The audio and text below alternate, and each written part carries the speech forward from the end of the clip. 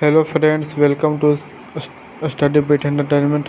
आज मैं आप लोग को बताने वाला हूँ भूगोल का संसाधन। भूगोल का संसाधन का फर्स्ट चैप्टर है, जो मैं अंतर्राष्ट्रीय संसाधन के लिए बता चुका था। पिछले वीडियो में जाके देख लीजिएगा, अंतर्राष्ट्रीय संसाधन के लिए बता चुके थे।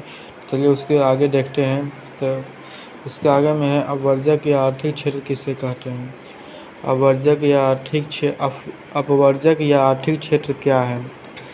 तो किसी भी देश के सीमा के बाद किसी भी देश के सीमा के बाद 200 किलोमीटर का क्षेत्र है। किसी भी देश के सीमा के बाद 200 किलोमीटर का क्षेत्र है, उसे अपवर्जक या आर्थिक क्षेत्र कहलाता है। किसी भी देश के सीमा के बाद 200 किलोमीटर का क्षेत्र है, उसे अपवर्जक या आर्थिक क्षेत्र कहलाता है। किसी भी देश के सीमा के बाद 200 किलोमीटर का क्षेत्र है, उसे अपवर्जक या आर्थिक क्षेत्र कहलाता है। पॉइंट में है, अपवर्जक या आर्थिक क्षेत्र को राष्ट्रीय संसाधन कहा जाता है। अपवर्जक या आर्थिक क्षेत्र को राष्ट्रीय संसाधन कहा जाता है। अगला है, अपवर्जक या आर्थिक क्षेत्र को बाहर का भाग अंतर्राष्ट्रीय संसाधन कहा जाता है। अपवर्जक या आर्थिक क्षेत्र को बाहर का भाग अंतर्राष्ट्रीय संसाधन कहलाता है। देखते आगे बढ़ते हैं। तो आगे में है, विकास के आधार पर संसाधन के 4 प्रकार होती है। किसके आधार पर? विकास के आधार पर संसाधन के 4 प्रकार होती है। पहला है संभावित संसाधन, विकसित संसाधन, वरदान संसाधन, संचित कोष संसाधन। तो संभावित संसाधन क्या है? संभावित संसाधन किसे कहते हैं? तो वैसे संसाधन जिसे भविष्य में प्रयोग करने की संभावना हो, उसे संभावित संसाधन कहा जाता है। वैसे संसाधन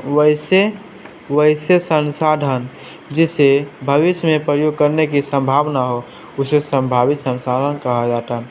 वैसे संसाधन जिसे भविष्य में प्रयोग करने की संभावना हो, उसे संभावित संसाधन कहा जाता है। ठीक है दोस्तों, तो उसका एग्जाम्पल मैं देता हूँ।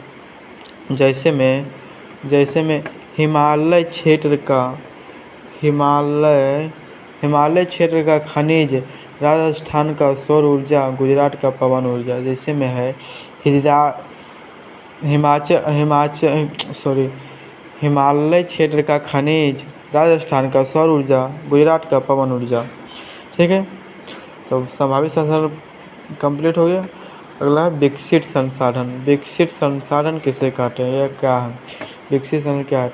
वैसे संसाधन जिसका वर्तमान में प्रयोग किया जा रहा है, उसे विकसित संसाधन कहा जाता है। वैसे संसाधन जिसका वर्तमान में प्रयोग किया जा रहा है, उसे विकसित संसाधन कहा जाता है। इसका जैसे में कोयला, पेट्रोल, प्राकृतिक गैस सब कंप्लीट हो गया विकसित संसाधन। उसके बाद है तीसरा में भंडार संसाधन किसे कहते हैं?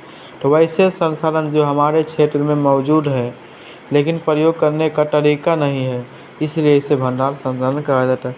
वैसे संसाधन जो हमारे क्षेत्र में मौजूद है, लेकिन प्रयोग करने का तरीका नहीं है, इसलिए इसे भंडार संसाधन कहा जाता है।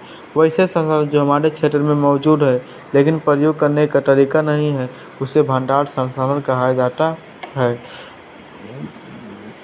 इसका जैसे में एग्जाम्पल है, नदी तालाब के जल से हाइड्रोजन और ऑक्सीजन को अलग करना।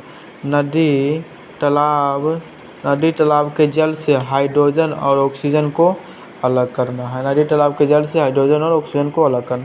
भंडार संसाधन कंप्लीट हो गया। अगला है संचित कोष संसाधन। क्या है? तो वैसे संसाधन जो हमारे क्षेत्र में प्रयोग करने का तरीका भी है, लेकिन उसे भविष्य के लिए बचा कर रखा जा रहा है, इसलिए इसे इसे संचित कोश संसाधन कहा जाता है। वैसे संसाधन जो हमारे क्षेत्र में है, प्रयोग करने का तरीका भी है, लेकिन भविष्य के लिए बचा कर रखा जा रहा है, इसलिए इसे संचित कोश संसाधन कहा जाता है। जैसे में नदी तालाब के जल से हाइड्रोजन और ऑक्सीजन को अलग करना, नदी तालाब के जल से हाइड्रोजन और ऑक्सीजन को अलग करना। कंप्लीट हो गया, चारों का चारों कंप्लीट संचित कोश संसाधन। अगला है संसाधन नियोजन। संसाधन नियोजन किसे कहते हैं? तो संसाधनों को एक योजना के तहत प्रयोग किया जाना ही संसाधन नियोजन कहलाता है।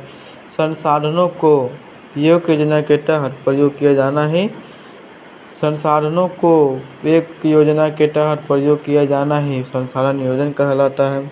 अगला संसाधनों का संरक्षण। तो संसाधनों को बचा कर रखा जाना ही संसाधनों का संरक्षण कहलाता है। VVI पॉइंट है, तो फ्रेंड्स इसको VVI कर लीजिएगा। संसाधन का संरक्षण। तो संसाधनों को बचा कर रखा जाना ही संसाधनों का संरक्षण कहलाता है। अगला है सतत विकास। सतत विकास क्या है? तो संसाधनों को लगातार प्रयोग किया जाना ही सतत विकास कहलाता है। ये भी VVI पॉइंट है, नोट कर लीजिएगा। क्या है? सतत विकास। सतत विकास किसे कहते हैं? संसाधनों का लगातार प्रयोग किया जाना ही सतत विकास कहलाता है। अगला है हमारे पास पेट भरने के लिए बहुत कुछ है, लेकिन थोड़ा मिट गया, लेकिन पेटी भरने के लिए कुछ नहीं।